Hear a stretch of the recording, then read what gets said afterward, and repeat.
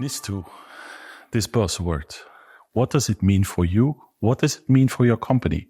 I'm going to take you through a small presentation that will explain how it will affect you and your company. Let's take a look at the reasons why we have a NIS2 cybersecurity law. The reasons are that we live more and more in a digitalized world. And like in any world, with society, also criminality is finding its way into our society. And when we take a look at the evolution in our digital society, we have to adapt ourselves and we have to protect ourselves against this criminality. Let me give you a couple of figures to show you how important it is for our entities and for you in your daily life. When we take a look at ransomware, we see an increase with 60% year over year. Online fraud doubles each year, and a DDoS attack, which brings down your website with your online marketing tool, with your online selling business, is happening to 10 times a month in Belgium alone. And of course, we have espionage, and it will never stop because new technologies are in front of us, and artificial intelligence and many other technologies will affect the way in which criminals will find their way into our society. And when you look at the history, you see on the graph on the next slide, you see how this the size of the criminality keeps on rising. So this means that as a society, we have to do something to protect ourselves. And this is what NIS2 is all about. NIS2 is a legislation, which means that we are going to determine on which type of entities and organizations NIS2 will be applicable. First of all, we see two types of annexes in this legislation. Annex 1 is the very critical, high criticality sectors where we have sectors such as health, energy, transport, absolutely essential for our society. And they will be divided into essential or important entities. And next to that, we have an Annex 2 with other critical sectors, because that contains some digital providers, research companies, but also waste management. Those entities will be labeled as important entities when they fall within the scope of the NIS2 legislation. But the sector alone is not the only important element to take into account to decide whether you fall under the scope of NIS2 or not. The size of the company is also very important. And the size of the company has been determined by Europe by the number of full-time equivalents your company has, your annual turnover, and your annual balance sheet. And with these parameters, we divide the enterprises into small, medium, and large enterprises. And we'll see in the next slide what does it mean within a scope of NIS2. If you are a sector of high criticality, it means that for all large companies, you will be of the essential level and you have to take measures according to the essential level. If you're only a medium-sized company, the level important is sufficient.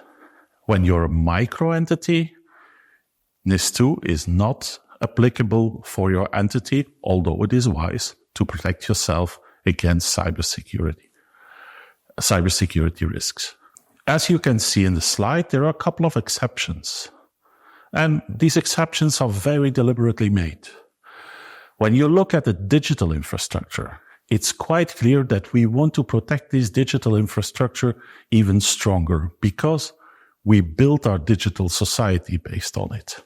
So we have a number of subsectors that have to acquire the level essential no matter what their size is, where others have to have elevated sizes even for micro entities.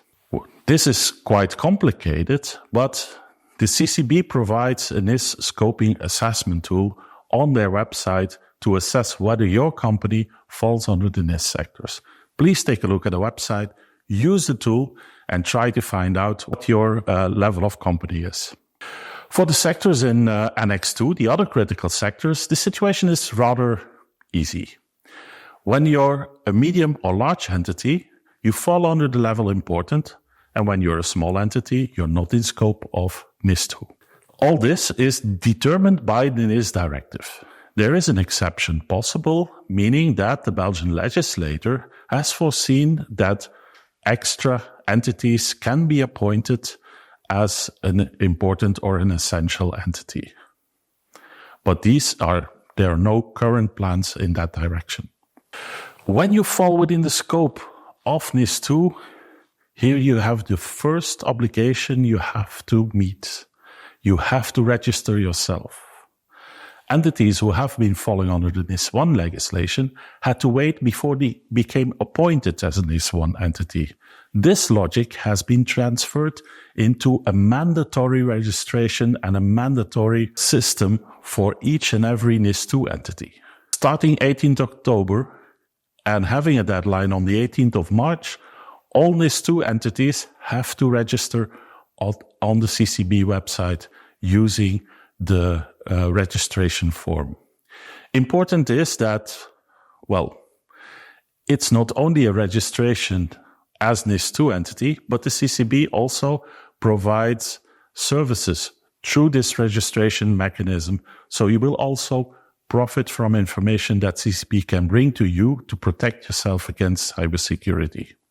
There's one small remark we have to make, and that's for the digital infrastructure. They've been putting on a deadline by Europe, which is even closer. So they have to register before the 18th of December of this year.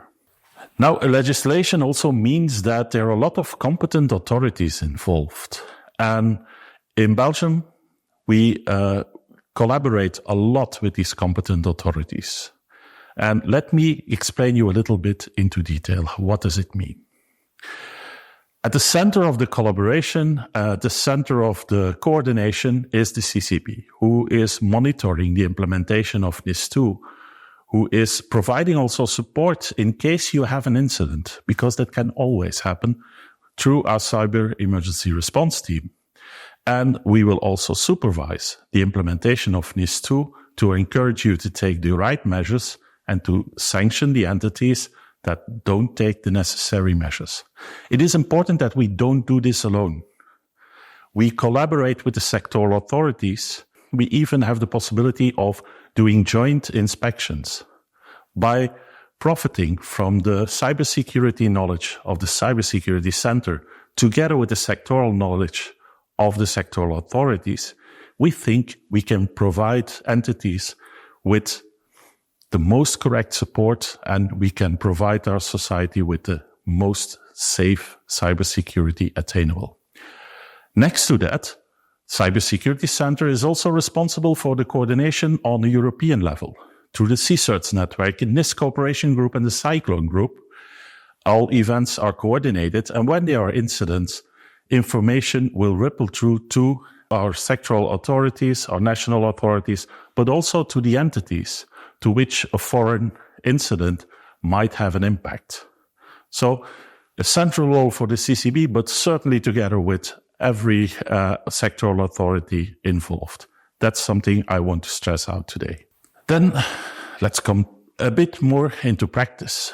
Cybersecurity measures, what is required by NIS2? Let's take you through it. First of all, you have to take your measures for your whole entity. It is very important. In NIS1, we only talked about essential services. But when you look at a cybersecurity attack, they enter your company at the most vulnerable place, and they will move laterally along your network to affect those services that touch you the most. That's the reason why the legislator said, well, for NIS2, the scope of your measures is the whole entity. Also, the governance and the management part is much stressed in this legislation. The management not only needs to follow cybersecurity training, but they have to approve the cybersecurity risk management measures. They have to oversee the implementation, and they have to adopt policy on trainings for staff. And very important, they are liable for non-compliance. It is something for which a lot of boards are are sensitized, and which it is important. But the meaning of sensitizing this and making a board liable for this is not sanctioning. It's trying to get everybody engaged in trying to provide the required cybersecurity. Which cybersecurity needs need to be implemented? Well, that's a lot. We see policies, incident handling, business continuity planning, and so on. You see 10 or 11 kind of cybersecurity measures to be implemented. When we looked at this legislation, it was quite clear that we had to make tools to make this more easy for you. And in Belgium, we decided to provide the Cyber Fundamentals Framework and the ISO 27001 standard as a help for entities to take the required measures. Important is that by using those kind of frameworks, we can tackle also another obligation on which I want to zoom in. Supply chain. As an NIS2 entity, you often collaborate with other entities on your digital infrastructure, on your digital services. They have an impact on your cybersecurity. This protection is what we call supply chain protection. And by using certification, by using frameworks, we give you the tools to facilitate supply chain protection in an easier way. The transposition of the NIS2 directive in Belgium is based on regular conformity assessment and risk assessment. For essential entities, regular conformity assessment is made mandatory, and it can be done against the Cyber Fundamentals Framework 27001, or an entity can choose for an inspection by the CCB. This last option might be an option for entities that don't want a private cap to look at the inside of your company. For those three options, well, the financial conditions don't change that much, but there is one difference with the Cyber framework or with 27001 compared to the inspection. It is that inspection can only determine infractions, and so you miss one improvement cycle that is available for the Cyber or 27001 framework. This for essential entities. It is also important that we made it available for important entities, and they can conduct regular conformity assessment on a voluntary basis. Those conformity assessments are done by an accredited conformity assessment body authorized by the CCB, accredited to demonstrate competence of the conformity assessment body to perform this assessment and their independence, and authorized by the CCB to have a close interaction also with those actors in the field to improve the performance of the system. It is our clear purpose that through this system, we can enable supply chain obligations in a more easy way, and we can combine business objectives with compliance objectives. Of course, when you are an essential entity, it might be disproportional that you have to take the measures of the level essential. In order to assess this, the CCB made available a risk assessment tool or a siphon selection tool where we provide a general risk assessment and where you can adapt the risk assessment based on your specific situation. Whenever you change a situation, you have to motivate why you do this. And if the inspection service of the CCB agrees to it, it is possible that an essential entity only has to comply with the cybersecurity measures of the level important or even the level basic, based on the outcome of the risk assessment tool. Nevertheless, we take all measures we want. Incidents might happen. Having an incident doesn't mean that you have an infraction on the NIS2 obligations. Incidents happen, and they will happen. What is important is that you have an obligation as a NIS2 entity to report significant incidents within the first 24 hours. Now, I challenge you. Who does know within 24 hours when this incident is significant or not? In most of the cases, you will not know this. Therefore, the incident notification and the early warning after 24 hours is a very simple one. The screenshot indicates that you just have to state your entity, whether you want help or not, and what is your contact details, and that you have an incident. That's all. Then we go one step further, as is indicated in the next slide. After the 24-hour warning, well, you might get help from CERT, but you will also gain knowledge about the incident. And within 72 hours, you have to update the information on the incident with all information. And most of the time, after 72 hours, we will be able to determine whether it's a significant incident or not. If it's not a significant incident, well, the treatment as an NIS2 incident will stop there. If it is a significant incident, we go a step further. You have to provide regular information, and the purpose is that at the end of the incident, mostly after 1 month for smaller incidents, if it's a larger one, it can be larger, you have a final report. And the final report is really where the continuous improvement of our cybersecurity has to be demonstrated. We have to determine the root cause of the cyber attack. We have to determine where our measures have worked and where they don't work. And we have to be determining what actions are proportional to improve the measures for the future. During this incident notification, it is important that we as a CCB don't stand still. We get this notification and we take care of the coordination with the sectoral authorities, crisis center, other NIS2 sectors, but also on the international level when there is a cross-border impact. This is part of the work of our CCERT, national CCERT team. Regular conformity assessment is only one step of the supervision, but let me give you an overview of how this supervision is organized. In one slide, you get an image as shown on the slide.